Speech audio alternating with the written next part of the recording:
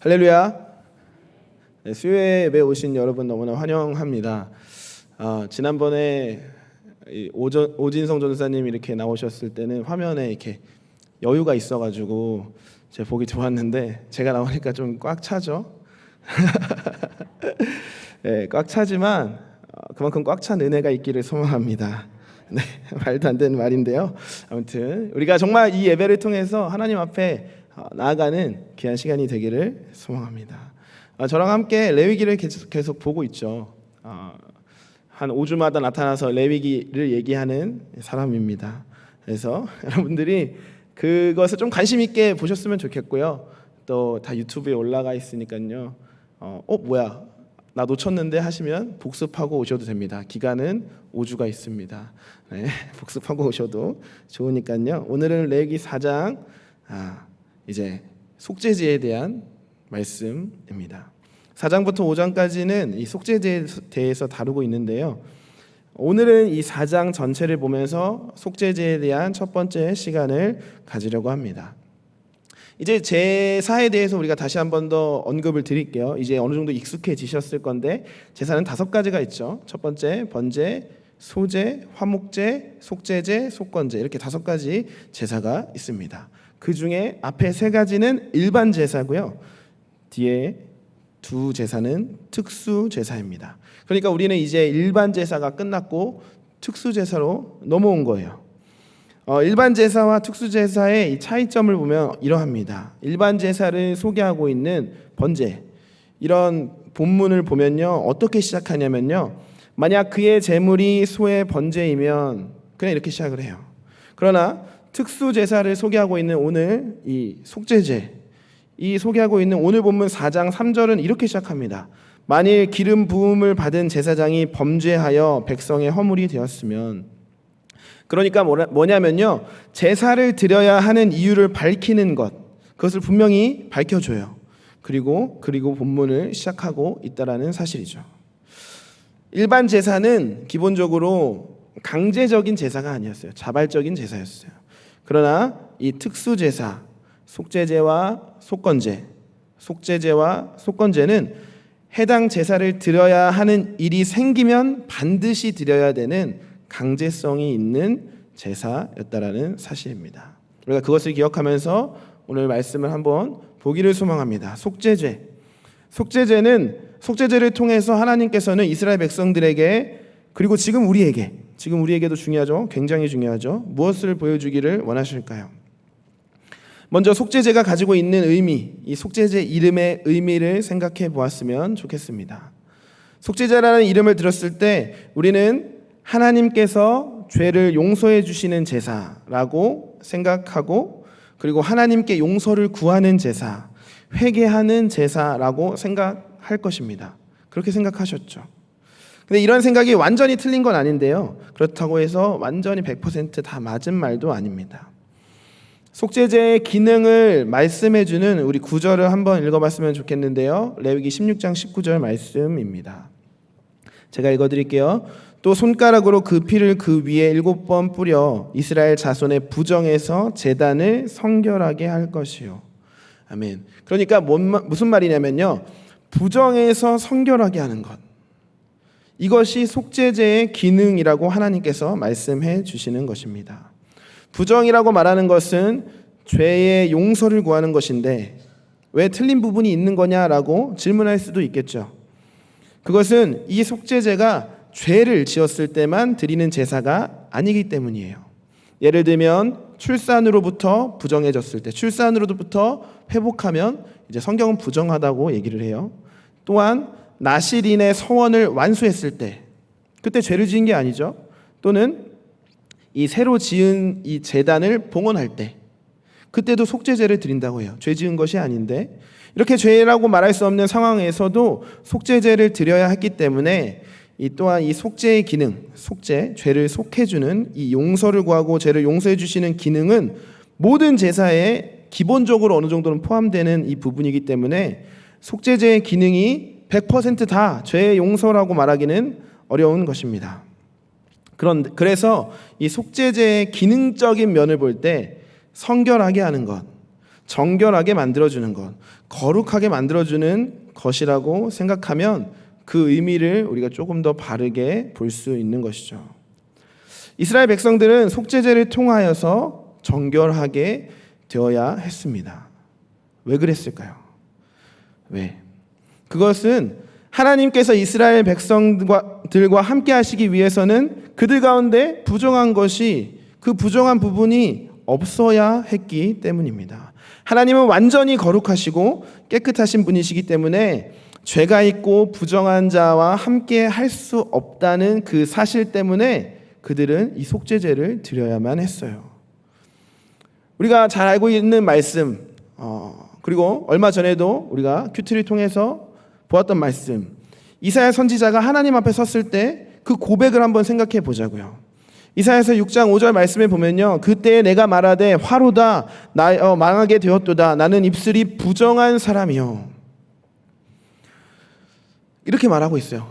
이사야가 하나님 앞에 서니까 우리가 생각하는 찬양의 가사나 어떤 고백의 내용과는 사뭇 다른 내용으로 나는 화를 입었다, 망하게 됐다, 내 입술은 부정한 자입니다 라고 고백하죠.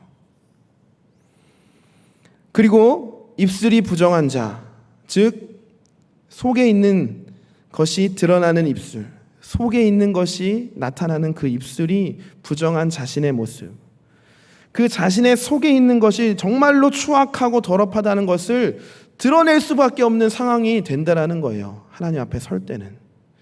하나님 앞에 선다면 누구도 자신이 정결하다고 거룩한 자라고 말할 수 없는 것입니다. 하나님은 너무나 거룩하신 분이시기 때문에 그 앞에 선다면 우리의 너무나도 작은 그 티끌과 같은 죄, 그 흠도 너무나 부정한 것으로 보일 것입니다. 그런데 실상은 또 어떻습니까? 우리의 죄는요, 그 부정함은요, 티끌 같지 않죠. 그렇기 때문에 하나님 앞에서 이 이사야 선지자 모든 것을 솔직하게 고백할 수밖에 없던 것처럼 우리도 그렇게 된다는 것이죠. 화로다, 망하게 되었도다, 나는 부정한 사람입니다 라고 고백을 하게 되는 것입니다. 이것은 이스라엘 백성들에게 죄가 있을 때 그 죄는 하나님께서 그들 가운데 거하심을 방해하는 것, 그 죄는 하나님께서 이스라엘 백성들에게 함께 하심을 방해하는 것을 가르쳐주고 있다는 사실입니다. 죄가 있는 상태에서 하나님과 함께 하는 것은요, 그들에게 복이 아니라 오히려 저주가 되는 것이죠. 그렇기 때문에 그들은 정결하게 될 필요가 있었습니다. 정결하게 되는 그 속죄제를 드려야 했던 것입니다.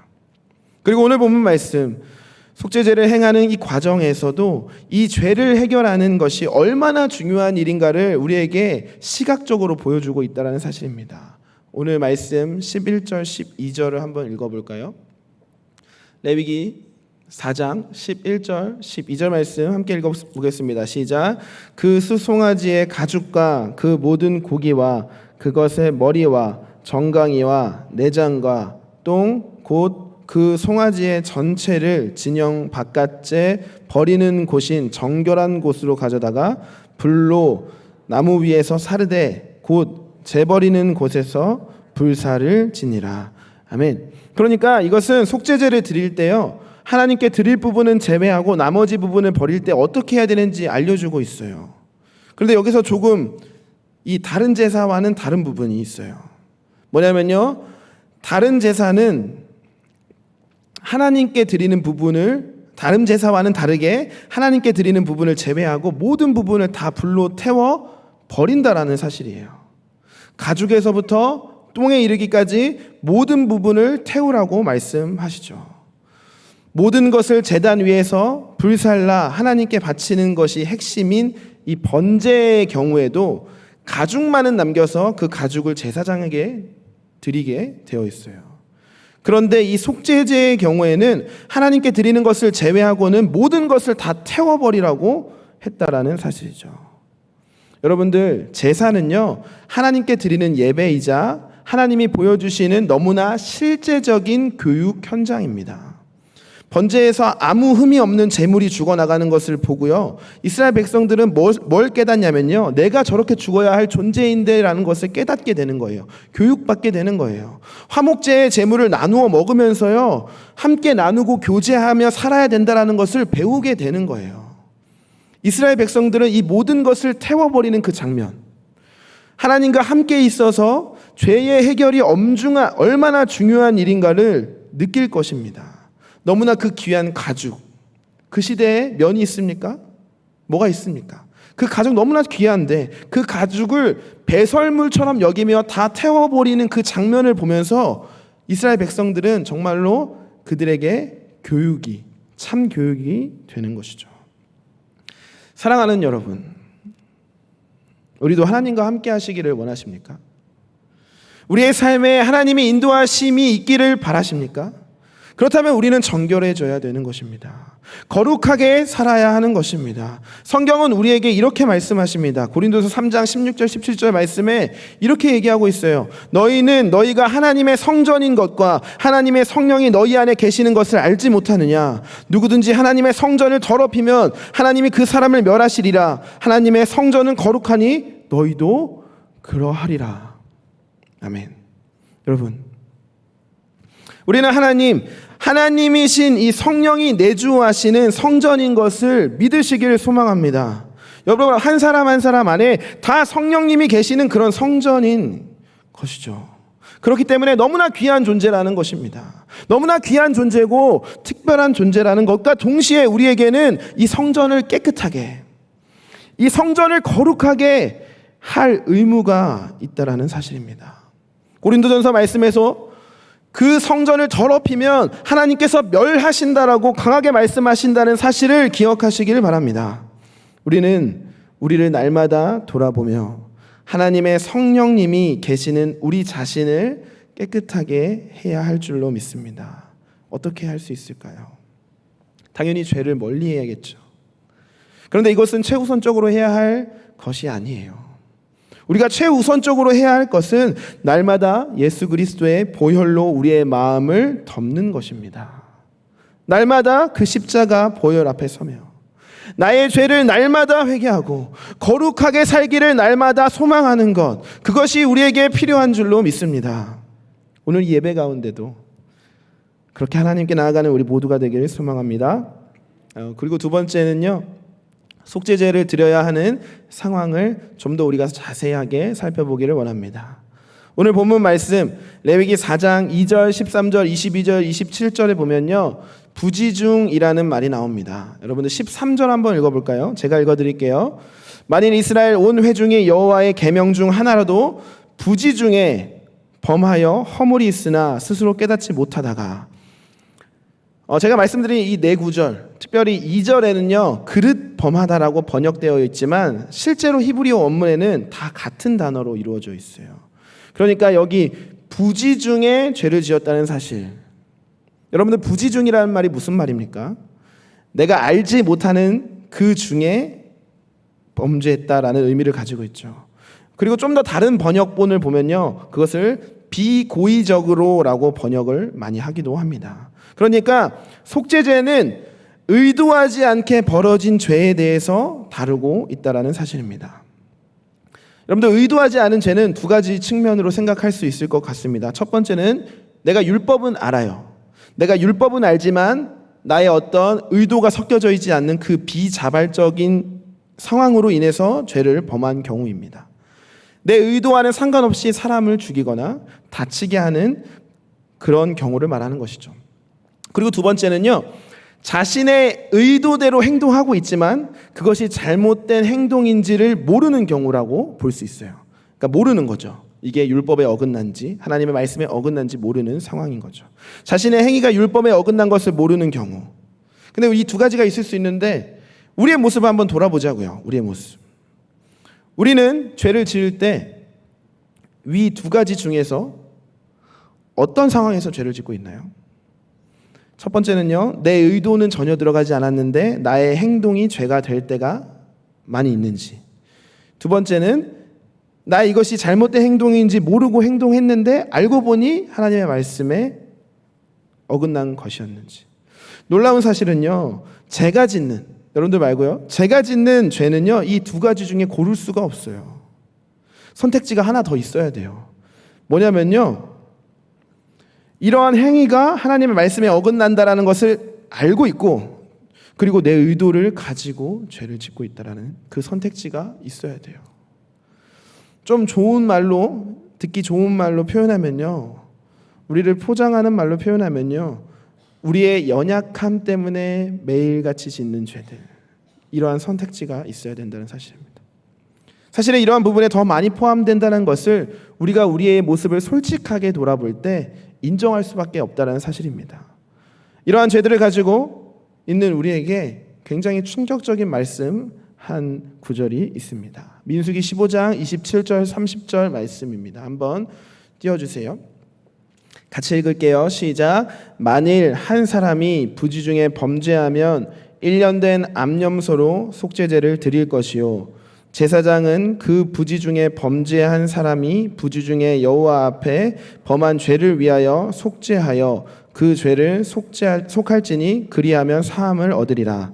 이스라엘 자손 중 본토 소생이든지 그들 중에 거류하는 타국이든지 누구든지 부지 중에 범죄한 자에 대한 법이 동일하거니와 본토인이든지 타국인이든지 고의로 무엇을 범하면 누구나 여호와를 비방하는 자니 그의 백성 중에서 끊어질 것이라. 아멘. 고의로 범하는 자는 백성 중에 끊어질 것이라는 말씀입니다. 우리의 죄는 양심적으로 볼 때 하나님의 말씀을 몰랐다고 보기에도, 우리의 의도가 없었다고 보기에도 어렵습니다. 그러면 우리의 죄는 하나님의 백성에서 끊어지는 그런 무서운 죄일까요? 이 방금 읽은 이 말씀, 특별히 27절에서 29절에는 부지중, 다시 말해서 비고의적으로 지은 죄는 사함을 얻을 수 있다고 말하고요, 30절에 나와 있는 고의적으로 범죄하면 하나님의 백성에서 끊어짐을 당할 것이라는 그 말씀 때문에 우리는 그런 느낌을 받게 됩니다. 그런데 이것을 조금 더 깊게 바라보면요, 원어적으로 바라보면요, 이 고의적이라는 이 원어적 의미가 의도를 가짐을 넘어, 내가 의도를 어느 정도 갖고 있는 것을 넘어서요, 담대하게, 의기양양하게라는 의미를 가지고 있습니다. 그러니까 여기서 말하는 고의적 범죄는 인간의 연약함 때문에 짓는 죄가 아니라 하나님 앞에서 의기양양하게, 담대하게, 오만한 태도로 그 짓는 죄를 말하는 것이죠. 그리고 우리가 생각하는 우리의 정신에, 우리의 마음의 연약함 때문에 짓는 이 고의적 죄는요, 부지 중에 짓는 죄의 범주 안에 넣어야 한다는 것입니다. 이 말은 그러한 죄도 하나님 앞에 나아가면 용서받을 수 있다는 것입니다. 그런 죄를 지어도 된다는 말 아니에요. 그런 죄를 지어도 하나님 앞에 나아가면 용서를 받을 수 있다는 사실이죠. 의도성이 없거나 율법을 알지 못하거나 인간의 연약함 때문에 짓는 죄들, 이 죄를 지을 때 우리는 하나님 앞에 나아가 용서를 구해야 한다는 것을 가르쳐주고 있습니다. 하나님께서는요, 비의도적인 죄를 말씀하시며 그것 또한 죄라고 분명히 말씀하고 계십니다. 죄에 대한 경계심을 분명하게 하고 계신 것이죠. 우리는 그러한 하나님 앞에서 죄에 대한 민감성을 가져야 할 것입니다. 우리는 우리의 행동을 합리화할 때가 굉장히 많습니다. 그리고 하나님 앞에서 그렇게 우리를 변호할 때가 많이 있죠. 이런 상황 때문에 어쩔 수 없었습니다. 모든 것을 아시는 하나님, 제 상황 아시죠? 사랑이 많으신 하나님, 제가 하는 행동 다 이해하시죠? 라고 하나님 앞에서 하나님의 성품으로 우리의 죄를 합리화하려고 협상할 때가 많이 있습니다. 우리에게 필요한 거는 이러한 합리화가 아니라 하나님의 성품을 가지고 협상하는 게 아니라 우리의 죄를 고백하고 용서를 구하는 것입니다. 앞서 이야기한 것처럼 예수 그리스도의 보혈 앞에 우리를 내어드리는 것, 예수 그리스도의 보혈 앞에 우리를 내어드리는 것, 그것이 필요한 것입니다. 그리고 더 나아가서 우리가 짓는 죄를 우리 스스로 잘 발견해야 합니다. 계속 자신의 죄를 합리화하다 보면요, 자신의 짓는 죄를 죄로 여기지 않고 당연하게 여기는 경우가 생기기 마련입니다. 그래서 그 죄를 발견하지 못하죠. 그리고 그렇게 합리화와 어쩔 수 없는 마음으로 포장된 그 죄는요, 내가 합리화 막 시켜놓고 막 어쩔 수 없었어라는 이 포장으로 가득한 이 죄는요, 그 누구도 건들 수 없는 영역으로 발전시킵니다. 다른 사람의 말을, 더 나아가서 어떤 담당 교육자의 말을, 더 나아가서 담임 목사님의 말을 듣지 않는 그 상황으로 나가게 된다는 거죠. 그렇게 되기 전에 우리는 우리의 모습을 하나님의 눈으로 볼 수 있어야 하고, 자신이 이런 것이 부족하다면 스스로 잘 깨닫고, 깨닫지 못한다면 어떤 누군가의 조언, 목사님의 말씀을 잘 듣는 노력도 해야 된다라는 것이죠. 이것이 죄 앞에서 우리가 가져야 할 자세입니다. 하나님의 속죄제를 통하여, 하나님은 속죄제를 통하여 어떠한 모습의 죄라도 경계하라고 분명히 말씀해 주십니다. 여러분들, 오늘 우리가 우리 자신을 돌아보기를 소망합니다. 우리의 모습 중에 죄된 모습이 있습니까? 오랜 습관처럼 버리지 못하는 그 죄악의 모습이 여전히 연약한 모습이 존재합니까? 하나님 앞에, 예수 그리스도 앞에, 십자가 앞에 나아갑시다. 오늘 본문 20절 말씀처럼 그 송아지를 속죄제 수송아지 한 것 같이 할지며 제사장이 그것으로 회중을 위하여 속죄한 즉 그들이 사함을 받으리라. 죄 사함을 받을 것입니다. 그리고 하나님과 동행하는 삶으로 이어질 줄로 믿습니다. 여러분들, 마지막 세 번째입니다. 마지막 세 번째. 세 번째로, 제사장이 죄를 지었을 때 어떤 영향을 가지고 있는지 한번 살펴보기를 소망합니다. 한번 3절 읽어볼까요? 중요한 말씀이니까 같이 읽어볼게요. 시작. 만일 기름 부음을 받은 제사장이 범죄하여 백성의 허물이 되었으면 그가 범한 죄로 말미암아 흠 없는 수송아지로 속죄 제물을 삼아 여호와께 드릴지니. 아멘. 앞부분 보면요, 이렇게 돼 있어요. 제사장이 범죄하여 백성의 허물이 되었으면. 이 말은 뭐냐면요, 제사장이 죄를 지으면 그 책임이 제사장에게만 있는 것이 아니라 백성들에게도 있다는 사실입니다. 왜 그럴까요? 왜? 그것은 이 제사장이 하는 역할이 그 역할 때문입니다. 제사장으로 하는 역할은 백성과 하나님을 중재하고 백성들을 하나님 앞으로 인도하는 역할을 감당합니다. 그렇기 때문에 그러한 제사장이 죄를 짓게 되면요, 그 책임이 백성에게 흘러가게 되는 것입니다. 너무나 놀랍고 무서운 사실이 아닙니까? 오늘 본문 말씀 4장 전체 구조를 살펴보면요, 2절부터 12절까지는 제사장의 속죄제, 13절부터 21절까지는 이스라엘의 온 회중의 죄, 22절부터 26절은 족장의 죄, 27절부터 35절은 일반 백성 그 개인의 속죄제에 대해서 다루고 있어요. 총 4가지 부분으로 다루고 있다는 것이죠. 일반적으로 제사법을 볼 때 제사를 드리는 사람이 하나님과의 관계를 볼 때 더 가까이 있거나 중요한 위치에 있는 사람들이 드려야 하는 제물과 그 방법이 좀 더 까다로웠어요. 우리가 기억하시죠? 제사장이 드려야 하는 이 속죄제의 제물과 일반 백성이 드려야 하는 속죄제의 제물이 달라요. 그런데 이러한 제사장이 지은 죄로 인하여 드리는 속죄 제물 및 절차가 온 회중이 지은 죄를 처리할 때의 경우와 동일하다는 사실입니다. 우리가 이 원리를 잘 기억하시길 소망합니다. 우리가 이 원리를 잘 볼 때요, 우리는 어떠한 결론이 나면요, 담임 목사님을 위해서 기도해야 합니다. 우리는 우리 목사님을 바라보면서 뭐 잘못한 게 없나 막 찾는 그 검사의 눈으로 쳐다보는 게 아니라요, 우리 목사님을 거룩하게 지켜달라고 기도해야 할 것입니다. 어떤 목사님이 자신의 성도들에게 하루에 한 번만 딱 우리 목사님이 오늘도 거룩하게 살게 해주세요라고 그렇게 기도를 부탁했다고 해요. 그 부탁처럼요, 우리도 우리 목사님을 위해 매일 한마디의 기도가 있어야 할 줄로 믿습니다. 그것도 굉장히 중요한데 그것보다 더 중요한 사실이 있어요. 그건 뭐냐면요, 우리 모두가 왕같은 제사장이라는 사실입니다. 베드로전서 2장 9절에는 이렇게 얘기합니다. 그러나 너희는 택하신 족속이요 왕같은 제사장들이요. 아멘.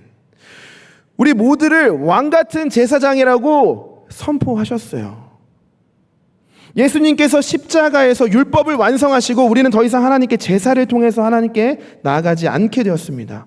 완전한 제물이신 이 예수 그리스도로 말미암아 완전한 제사장이신 예수 그리스도로 말미암아 다른 제사를 할 필요 없이 다른 제사장의 도움 없이 하나님께 직접 나아갈 수 있는 제사장이 되었다라는 사실입니다.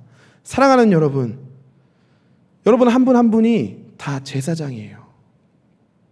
그리고 우리 늘사랑교회는 이 땅에서 하나님과 이 나라를 중재하는 그런 제사장인 줄 믿습니다. 그렇기 때문에 이 나라가 잘못된 길을 갈 때 하나님께 대신하여 용서를 구하는 것이고요, 잘못된 길을 가지 않도록 목소리를 강하게 내는 것입니다. 우리가 그런 중재의 역할을 잘 감당해야 이 나라가 다시 회복될 줄로 믿습니다. 그런데 이 나라, 이렇게 하나님과 이 나라를 중재해야 할 우리가 정결하게, 거룩하게 하나님의 앞에서 있어야 할 우리에게 죄가 있다면 어떻게 될까요? 하나님은 우리에게 죄책을 우리에게만 묻는 것이 아니라요, 그 책임을 이 땅 가운데도 물을 것입니다. 그것이 하나님의 원리입니다. 이 땅이 회복되는 것, 이 땅이 교회의 책임이라는 것을 가슴 깊이 새기는 오늘이 되기를 소망합니다. 이 땅에 하나님의 진노가 임한다면 그것은 하나님을 알지 못하는 사람들의 잘못이 아니라 그 사이를 중재해야 할 제사장의 역할을 감당해야 할 우리 교회의 문제라는 것임을 기억합시다. 교회라는 큰 덩어리 안에 숨으려고 하지 마십시오. 여러분 한 사람 한 사람이 다 교회입니다. 여러분 한 사람 한 사람이 다 제사장입니다. 나 한 사람이 무너지는 것은 괜찮다고 여기지 마십시오. 그 책임을 이 나라가 감당하게 될 것입니다. 교회의 변질은, 교회의 타락은 그 땅의 몰락으로 이어집니다. 무거운 마음을 가집시다. 뜨거운 사명감을 가집시다. 이 땅의 회복은 우리가 회복할 때 이루어질 것입니다. 우리 한 사람 한 사람이 애통하며 회개할 때 이 땅이 회복할 줄로 믿습니다. 그런 마음을 가지고 나아가는 우리가 되기를 소망합니다. 우리 잠깐 기도했으면 좋겠습니다. 우리 잠깐 기도할 때요, 여러분들 한 사람 한 사람 제사장이라는 것을 기억하시고, 하나님 나를 제사장, 왕같은 제사장으로 불러주셨는데 하나님 이 땅과 이 나라를 하나님께로 인도해야 할 그 사명을 받았는데 하나님 내가 죄를 지었습니다. 내가 하나님께 돌아가고 있지 않습니다. 하나님 나 때문에 하나님 이 땅 가운데 진노하신다면 하나님 거두어 주시고 용서하여 주십시오. 하나님 내가 회개하고 회복되게 하여 주시옵소서. 이 땅의 교회가 회복될 수 있도록 인도하여 주시옵소서. 그래서 이 나라가, 이 민족이 회복되는 나라 될 수 있도록 주님 인도하여 주시옵소서. 우리 하는 마음으로요, 우리 주여 한번 부르시고 우리 간절한 마음으로 기도했으면 좋겠습니다. 주여! 하나님 감사합니다. 아버지 하나님, 우리 가운데 하나님 앞에 나아가는 그 마음들이 있습니다. 하나님 우리의 죄를 용서하여 주시고 하나님께 나아갈 때에 하나님 우리의 모습이 회복될 수 있도록 인도하여 주시옵소서. 속죄죄를 바라보며 하나님 죄에 대해서 민감하게 여기시는 그 하나님을 바라보았습니다. 하나님 또한 아버지 하나님 제사장의 죄를 바라보며 하나님 그 죄가, 그 책임이 백성에게 흘러가는 것을 보았습니다. 하나님 나에게 죄가 있다면 나를 용서하여 주시고 오늘도 예수 그리스도 앞에 바로 설 수 있도록 주님 인도하여 주시옵소서. 더 나아가서 우리의 죄를 용서하여 주시고 하나님 우리가 깨끗하게 정결하게 회복되게 하여 주시고, 그리하여서 하나님 이 나라, 이 민족이 회복될 수 있는 귀한 나라가 될 수 있도록 역사하여 주시옵소서. 이 나라가 잘못 가고 있을 때, 아마 잘못된 판단을 하고 있을 때 바른 판단을 하고 바른 기도로 나아갈 수 있는 우리 늘사랑교회, 우리 한국교회가 될 수 있도록 주님 인도하여 주시옵소서.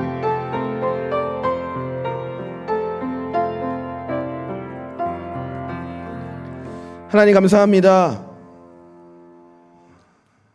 너무나 연약한 인간입니다. 그리하여 부지 중에 너무나 많은 죄를 짓습니다. 하나님 그리하여 날마다 예수 그리스도 보혈 앞으로 나아갑니다. 우리의 죄를 용서하여 주시고 정결성이, 거룩함이 살아있는 우리 늘사랑교회 되게 하여 주옵소서. 하나님 우리가 이 땅의 중재자의 역할을 잘 감당하길 소망합니다. 이 땅 가운데 하나님께서 진노를 내리실 때 하나님 이 땅의 교회를 보고 거두어 가실 줄로 믿습니다. 하나님 우리를 회복하여 주시옵소서. 우리가 회개하게 하여 주시옵소서. 주님께 나아가게 하여 주시옵소서. 예수님의 이름으로 기도합니다. 아멘. 우리 찬송가